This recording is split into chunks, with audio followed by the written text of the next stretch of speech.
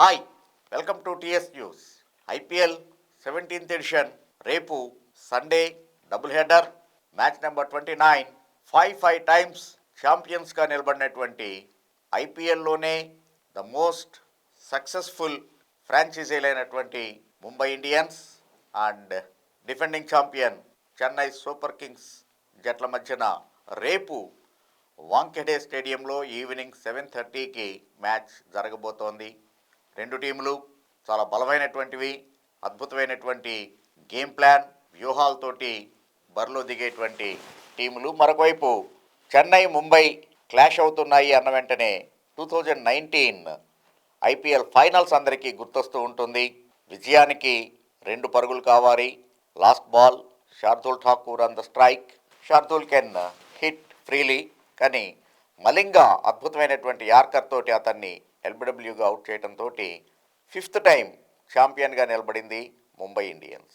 మరొకవైపు చెన్నై 22లో కనీసం ప్లే ఆఫ్కు కూడా చేరకుండా నిష్క్రమించగా లాస్ట్ ఇయర్ తిరిగి గుజరాత్ టైటాన్స్ మీద విజయంతో 5th టైం ఛాంపియన్గా నిలబడింది. ఈవెన్ బిఫోర్ దట్ 2021లో కూడా చెన్నై సూపర్ కింగ్సే ఛాంపియన్. సో అందుకని రెండు టీములు ప్రస్తుతానికి చెన్నై సూపర్ కింగ్స్ 6 పాయింట్స్తో 3rd పొజిషన్లో ఉంటే ముంబై వరుస 2 విజయాలతోటి 4 పాయింట్స్ సాధించి 7th పొజిషన్లో ఉంది. సో హోమ్ గ్రౌండ్ అడ్వాంటేజ్ ఒకవైపు, ఖచ్చితంగా గెలవాల్సినటువంటి పరిస్థితి ముంబైకి. సో రేపు వాళ్ళు సర్వశక్తులు ఒడ్డి చెన్నైకి మంచి ఫైట్ ఇచ్చేటువంటి అవకాశం ఉంది.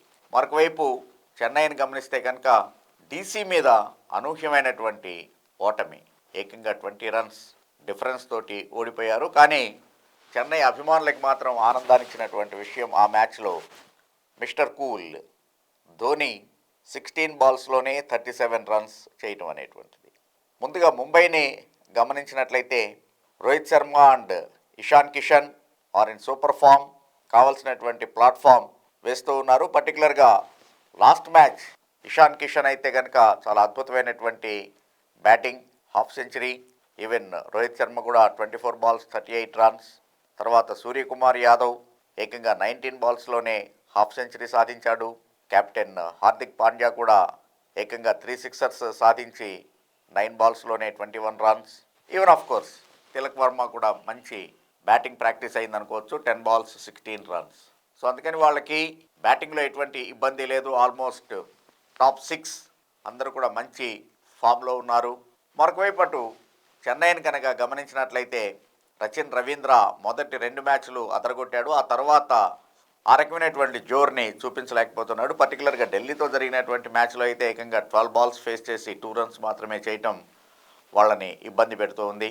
ఈవెన్ కెప్టెన్ రుతురాజ్ గైక్వాడ్ కూడా అనుకున్నటువంటి ఫ్లో తోటి బ్యాటింగ్ చేయలేకపోతూ ఉన్నాడు. మొయిన్ అలీకి ఇంకా ప్లేయింగ్ 11లో చోటు దొరకట్లేదు. ధోని కెప్టెన్గా ఉన్నప్పుడు మొయిన్ అలీని నెంబర్ 3లో పంపించి చక్కటి రిజల్ట్స్ని సాధించగలిగాడు. ఎప్పుడైతే సురేష్ రైనా జట్టుని వీడాడో ఆ తర్వాత ఈవెన్ రాయుడు జట్టుని వీడిన తర్వాత మిడిల్ ఆర్డర్ చాలా ఇబ్బందుల్ని ఎదుర్కొంటూ ఉంది.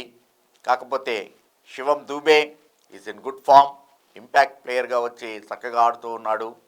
జడేజా అనుకున్నటువంటి విధంగా స్ట్రైక్ చేయలేకపోతున్నాడు బాల్ని. అది ఖచ్చితంగానే చెన్నైకి చాలా ఇబ్బంది. కానీ జడేజా కన్నా కూడా ధోనీని అప్ ది ఆర్డర్ పంపించాలి అని సీనియర్ ప్లేయర్లందరూ కూడా డిమాండ్ చేస్తూ ఉన్నారు. ఈవెన్ కామెంటేటర్స్ ఆల్సో అదే రకమైనటువంటి వ్యాఖ్యానాలని వినిపిస్తూ ఉన్నారు. సో రేపటి మ్యాచ్లో ధోని ఏమైనా అప్ ది ఆర్డర్ వస్తాడేమో చూడాలి.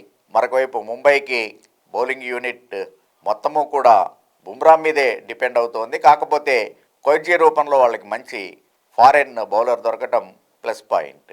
ఆల్రెడీ 4 వికెట్ హాల్ ఉంది. ఈవెన్ లాస్ట్ మ్యాచ్లో కూడా 1 వికెట్ని సాధించాడు. ఆ తర్వాత పీయూష్ చావ్లా ఉండనే ఉన్నాడు.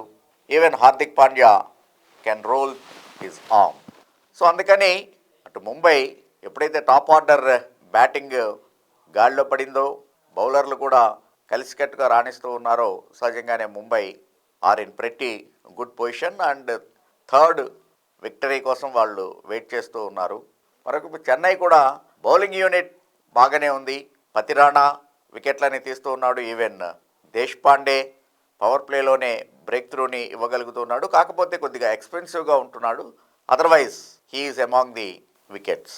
ఈవెన్ తీక్షణ, జడేజా అయితే లాస్ట్ మ్యాచ్ అద్భుతమైనటువంటి బౌలింగ్ ప్రదర్శన, man of the match.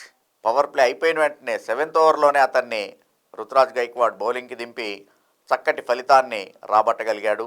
So అందుకని రెండు టీంలు both batting and bowling department బలంగానే ఉన్నాయి, ఈక్వల్గా ఉన్నాయి. కాకపోతే లాస్ట్ 5 మ్యాచెస్ని గమనిస్తే చెన్నై అవుట్ ఆఫ్ 4 టైమ్స్ గెలిచింది, ముంబై ఒక్కసారి గెలిచింది. కానీ ఓవరాల్ రికార్డ్ని గమనిస్తే మాత్రం out of 36 times Mumbai 20 times విజయాల్ని నమోదు చేసుకుంటే 16 టైమ్స్ మాత్రమే చెన్నై విజయాన్ని అందుకోగలిగింది ముంబై మీద.